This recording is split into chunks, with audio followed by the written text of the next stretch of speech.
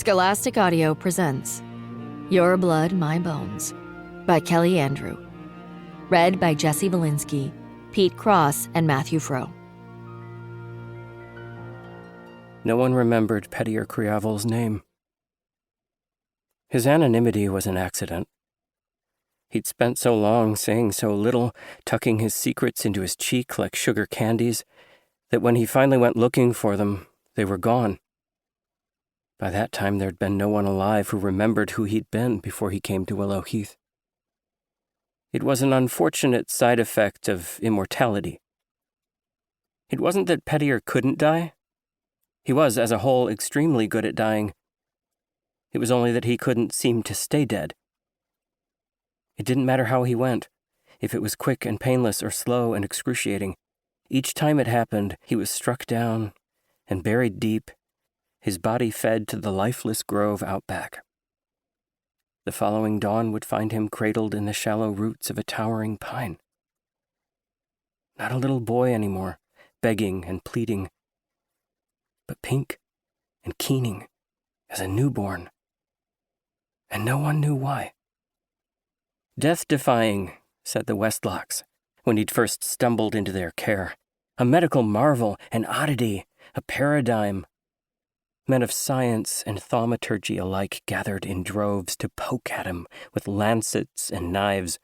They slathered his cells on strips of glass and studied him beneath a microscope. They dissected him like a frog. They killed him in increasingly imaginative ways, until he learned to bear it all without so much as a whimper. He didn't carry much with him, from life to life, but at least he always managed to remember how to die with decorum. It was inborn, he supposed, the way domesticated dogs still buried bones in winter, or the way crows remembered faces across generations. He had, lying dormant within him, a primal instinct that made him extremely adept at suffering in silence. And he'd suffered Wyatt Westlock for 13 long summers. He couldn't remember meeting her, only that she'd always been there this particular lifetime, loud and volatile and prone to fits that left him covering his ears, running for the hills fast enough to set the deer in flight. He couldn't remember meeting James Campbell either, only that he always accompanied his father to Willow Heath in the summer, and he always brought pockets full of candies, toffees and Maltesers, paper bags stuffed with jelly babies, and bars of half-melted chocolates. They'd sit out in the twilit meadow, a jar of fireflies winking gold between them, and eat until their teeth were furred and their stomachs hurt. "Don't save any for Wyatt," James would say. "She's been a brat all day." By then, Pettier had lived so long that he'd already begun to forget the taste of death. Wyatt Westlock's father had come back from the city with a college degree and a pregnant wife and a contemporary outlook on ritual sacrifice. His very first decree as steward of Willow Heath was to call an end to the centuries-long practice. "It's barbaric," Pettier once heard him tell Wyatt's mother. He'd been stuffed in the kitchen cupboards, watching them have their morning coffee. In his fist, the biscuit he'd pilfered from the pantry had begun to crumble. Irremissible. The way things have been done around here.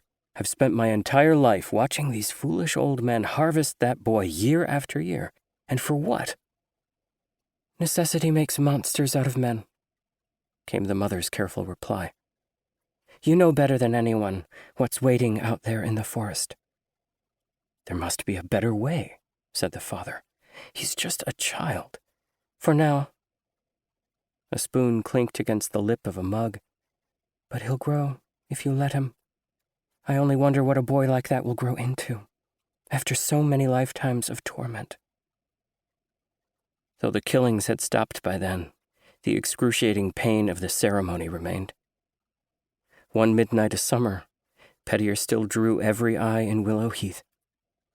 Watched by the Westlock patriarch's hand-picked inner circle, he became Pettier the Deathless, a living icon and a modern miracle.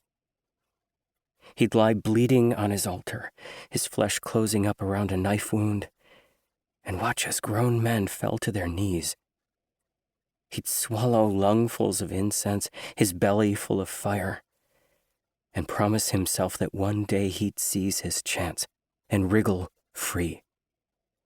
Because like any captive, he had an escape plan. And Wyatt Westlock was the key. She looked different than he remembered. When she'd left, she'd been willowy and restless, her face kissed in freckles, crawling out of her skin the way Pettier crawled out of his. Now framed by the root-riven concrete, she stood perfectly still.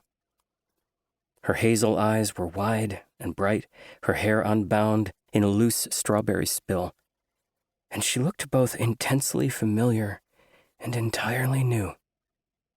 "Peter? Holy shit!" And then there she was in front of him, her touch like lit cinders on his throat. Clumsy fingers fumbled against his carotid, feeling for the thready pulse flickering beneath his skin. "Peter," she said again, more forcefully this time than before. "Peter, can you hear me?" She ducked into his line of sight, and he was met with her piercing stare. A stare he'd spent 13 turbulent years trying his level best not to commit to memory. Because the thing of it was, Pettier had never wanted Wyatt Westlock for a friend. He wanted her dead.